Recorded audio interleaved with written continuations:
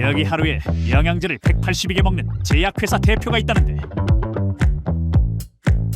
도대체 왜 영양제를 182개나 먹을까? 그는 사실 아로니아에 중독되었다는데 제가 30년간 천연물질을 연구하면서 느꼈을 때 해독물질은 어디에 있냐? 자연에 있어요. 그 중에서 제일 강력한 게 바로 안토시아예요. 그걸 가장 많이 가지고 있는 물질이 아로니아라는 걸 제가 최초로 발견한 거죠.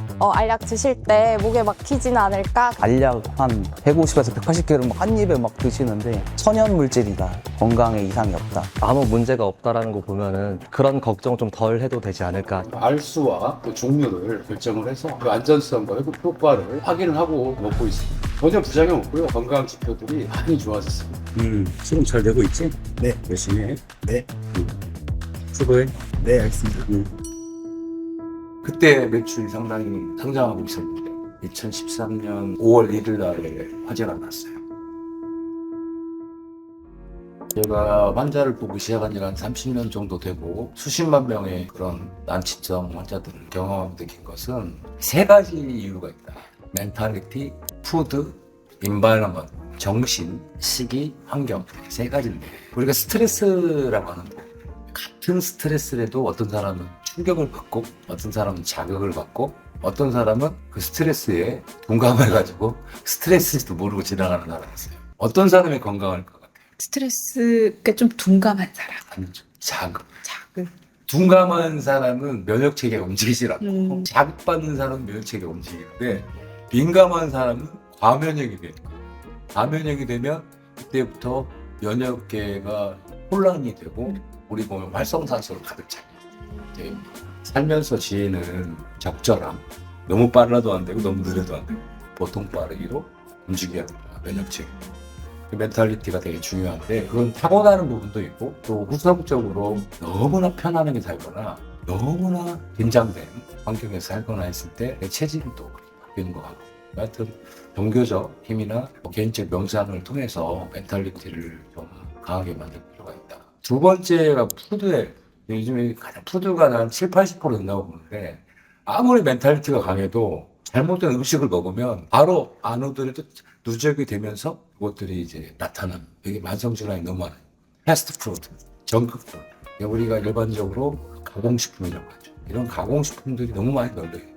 또 잘못된 산화된 기름들, 튀긴 음식들, 구운 고기들 거기에 많은 식품 첨가물들 그다음에 많은 또 우리가 먹는 입으로 먹는 많은 의약품들이 우리 몸에게 독소로 작용을 하기 때문에 우리 유전자를 질병 유전자로 다 만드는 거죠. 좋은 환경, 근데 환경이 문제죠. 미세먼지가 너무 많아요. 화학 공장에서 이루어진 페인트, 반도체, 타일, 자동차, 화학 물질을 만드는 이런 곳에는 직업병이 생길 수밖에 없어요. 그런 분들은 해독제를 먹어야 되죠. 해독제를 음식으로 먹어야 되는 거죠. 항산화 성분과 해독성 불가한 음식들을 많이 섭취함으로써 약한 멘탈, 가혹한 환경을 이겨낼 수 있는 거죠. 독소는 세포에 스트레스를 주는 물질이에요. 세포를 손상시키는 물질, 그렇게 정의할 수가 있는데 또 그런 독소들이 우리 몸에 활성산소를 만들기 때문에 그 활성산소의 종류가 수십 가지가 있어요. 한 가지만 있는 게 아니에요. 어떤 것들은 바로 암을 일으키는 게 있고 어떤 것들은 세포를 죽이는 활성산소가 있어요. 이 다양한 활성산소들을 잡을 수 있는 그런 강력한 항산화제를 먹어야 됩니다. 자연과 더불어 산 지가 수십만 년이에요. 우리가 먹는 것 중에 90%가 세포에 상처를 주는 물질이라고 보시면 돼요. 그리고 활성산소를 만들기 때문에 그런 것들을 해독한다. 30년간 천연물질을 연구하면서 느꼈을 때 해독물질은 어디에 있냐? 자연에 있어요. 특히 식물에 있어요. 파이토케미칼 중에 거기서 찾는 거죠. 그 중에서 제일 강력한 게 바로 안토시아닌이었어요. 무해하면서 해독한다. 되게 중요한. 안토시아닌 600가지가 있는데 그 600가지 중에 제일 센 애가 있어요. C3G라고 합니다. 지구상에 있는 식물 중에 그걸 가장 많이 가지고 있는 물질이 아로니아라는 걸 제가 최초로 발견한 거죠. 그래서 아로니아를 국내 최초로 제가 문익점처럼 폴란드에서 들여왔습니다. 2005년도에. 2005년도에 스위스 제네바에 처음 봤죠. 제 부스 바로 맞은편에 있는데 그때 이제 이보나 바버라는 폴란드 바르샤바 약대 교수였어요. 저는 그때 복분자를 가지고 유럽에 박람회에 참여를 했는데 걔들은 아로니아를 가져왔죠. 둘 다 빨간색이죠. 얘가 더 좋다. 난 내가 더 좋다. 그 다음 배틀을 한 적이 있어요. 근데 곰곰이 생각하면 얘가 더 센 거예요. 그래서 얘를 도입해야겠다. 그래서 복분자의 천연물 연구를 접고 아로니아를 도입하게 된 계기였는데, 사실은 아시아 독점권을 가져올 때 되게 어려웠어요. 왜냐하면 회사가 작았거든요. 그래서 제가 약간 과장된 표현으로 했어요. 왜냐하면 그 사람들을 내 사람으로 만들어 믿게 해야 되니까. 그래서 그 당시에 제가 한국에서 제일 유명한 약사라고 했어요. 그래서 얘네들이 그러냐고 하면서 아시아 독점권을 가져오게 됐어요. 정말 지금 생각해보면 너무 도전적이고 조금 무모했죠. 아시아 독점권이다 보니까 물량을 다 가져와야 되는 작은 회사에서 얼마나 힘들었겠어요. 수입이잖아요. 환율이 2배가 되는 일이 있었어요. 2배. 관세가 그때 50%가 넘었을 때 미국에서 금융위기 터졌잖아요. 그러니까 유로화도 그때 막 1,000원대에서 2,000원까지 가고, 그때 엄청난 위기가 있었습니다. 사업적으로. 그 물량을 다 소화해야 되는데 수십억 원을 그때 조달을 하는데 너무 힘들었어요. 그리고 두 번째 위기는 불이 났는데 2013년 5월 1일 날에 화재가 났어요.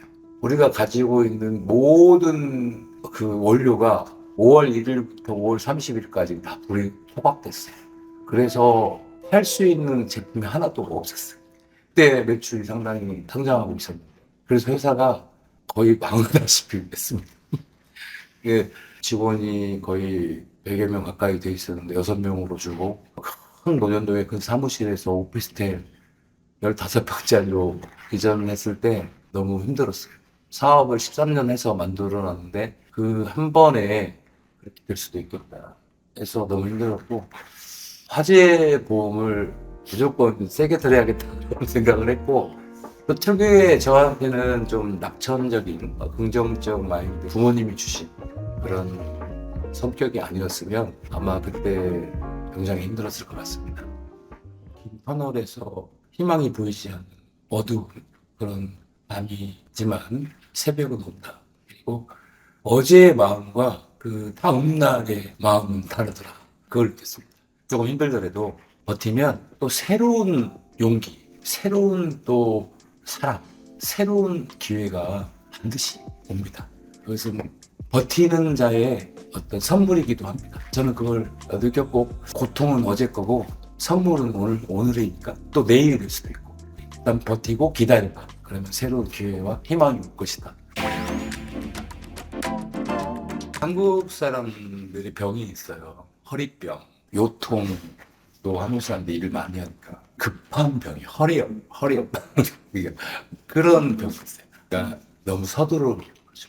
빨리 낫는다 그런 건 없어요. 우리가 너무 빠르다라고 하는 거, 진통제, 부신피질 호르몬 이런 것들을 많이 접하다 보니까 통증이 바로 사라지는 것 같지만 마비되는 거죠. 멈추게 하는 뿐이지 다시 통증이 원인이 제거되지 않으면 다시 통증이 오잖아요. 이 세포 교정이라고 하는 것은 세포가 망가지는 데 걸리는 시간이 보통 3개월에서 3년 정도 걸려요. 암이 걸릴 때까지 시간이 10년 정도 걸립니다. 그런데 3년에 걸쳐서 세포가 망가졌는데 그걸 어떻게 3일 만에 좋아질 수 있어요? 어떻게 보름 만에 좋아질 수 있어요? 그러니까 기존의 대증요법에 익숙한 환자들이 허리병이 있어요. 병원에 가면 주사 한 방이면 통증이 없어지잖아요. 근데 그것은 낫는 게 아니에요. 더 악화될 수 있는 게 많아요. 이 세포 교정은 이 유전자의 스크래치, 세포막에 상처가 났을 때 그것들을 회복시키는 건데, 그게 사람의 체질에 따라서 빠른 사람은 한 달도 걸리고 늦은 사람은 3년도 걸릴 수 있어요.